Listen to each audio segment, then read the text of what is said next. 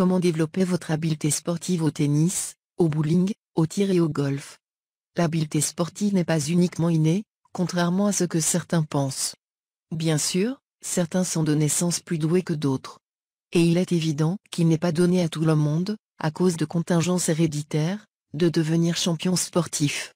Cependant, l'habileté sportive peut se développer chez tout individu, peu importe ses dispositions naturelles. Pour une raison fort simple, c'est le subconscient qui contrôle les muscles. Le tennis, le bowling, le tir et le golf, de même que la plupart des autres sports, demandent de l'adresse et de la concentration.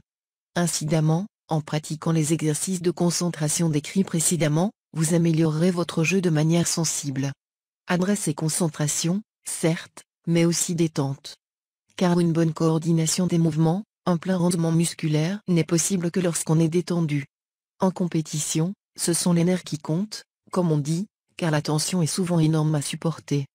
D'ailleurs, tous les grands champions s'entendent pour dire peu importe leur discipline, qu'au niveau le plus élevé de la compétition, le sport devient ce que les Américains appellent un mind game, un jeu de tête, si vous voulez. C'est dans la tête qu'on gagne d'abord. Et c'est dans la tête, dans le subconscient, qu'on est d'abord habile. Bien entendu, on ne joue pas nécessairement pour gagner. Tout le monde n'ambitionne pas de faire de la compétition. On joue pour se détendre, pour garder la forme, pour rencontrer des gens. Et c'est tout à fait légitime. Cependant, tout le monde aime, sinon exceller, du moins bien se défendre, comme on dit. C'est la plus naturelle des choses. On n'y prend plus de plaisir. Des méthodes infaillibles. Je vais vous donner des méthodes infaillibles pour améliorer votre habileté sportive. Ces méthodes sont utilisées à travers le monde par des équipes olympiques de différents pays et par des champions de toutes nationalités et de toutes disciplines. Elles ont donné des résultats spectaculaires. Elles sont également valables pour vous, même si vous ne pratiquez le sport que pour vous divertir. Vous vous améliorerez grandement. La base de ces méthodes n'est ni plus ni moins qu'une variante du théâtre mental que vous connaissez déjà. On en parle aussi comme de l'entraînement imaginaire.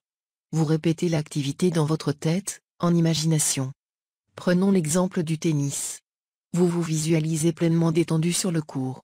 Vos muscles répondent parfaitement à vos ordres. Vos réflexes sont vifs. Vous retournez la balle avec facilité et précision. Vous faites avec aisance tous les coups. Le service, le lob, le smash, ainsi de suite.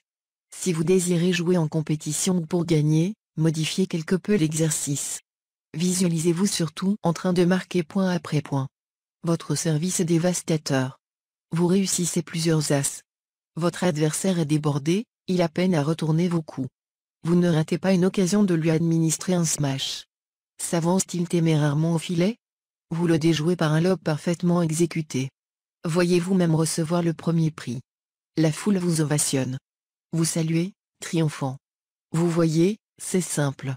Et j'ajouterai que, pour gagner, il est absolument nécessaire de faire un tel exercice en imagination.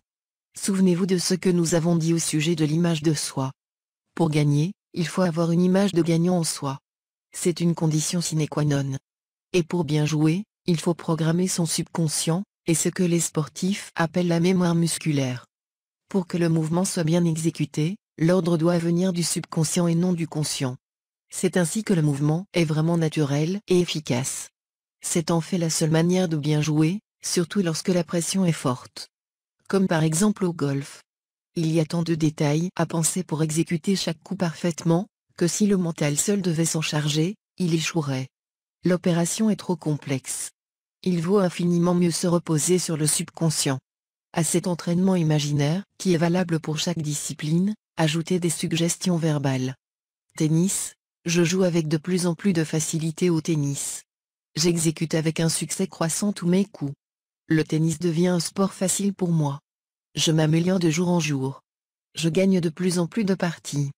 Golf, mon adresse au golf s'accroît de jour en jour. Je parviens à frapper la balle avec force et précision, peu importe la situation. Mon élan devient élégant et efficace. Je frappe aussi bien mes fers que mes bois. Et je connais beaucoup de succès avec les coups roulés. Le golf devient un sport facile pour moi. J'améliore ma marque aisément. Tir, je suis parfaitement détendu au tir. Aussi mes réflexes sont de plus en plus rapides et efficaces. Je parviens de plus en plus aisément à atteindre la cible. Coup après coup. Je m'améliore à tout point de vue au tir. Ma vue et mes réflexes me servent merveilleusement. Le tir est facile pour moi. Bowling, mon adresse au bowling s'accroît de jour en jour. Mon approche est souple et détendue. Je lance la boule avec de plus en plus de précision. Je parviens aisément à contrôler la boule et à lui donner l'effet souhaité. Il devient facile pour moi de réaliser des abats. Mon score s'améliore de jour en jour. Jouer au bowling est facile pour moi. Évidemment, nous n'avons retenu que 4 exemples. Adoptez les formules selon vos exigences. Vous savez maintenant comment. Vous serez surpris des résultats. Et n'oubliez pas la répétition imaginaire. En programmant votre subconscient pour la victoire ou en tout cas pour l'amélioration, il vous fera réaliser des progrès considérables, même si vous n'exécutez pas le mouvement dans un style purement classique et même si vous n'avez pas un physique d'athlète. N'oubliez pas, vous n'avez pas besoin de savoir comment le subconscient arrivera au résultat. Vous savez seulement qu'il y arrivera. Et c'est ce qui compte. Amusez-vous bien. Et bonne partie.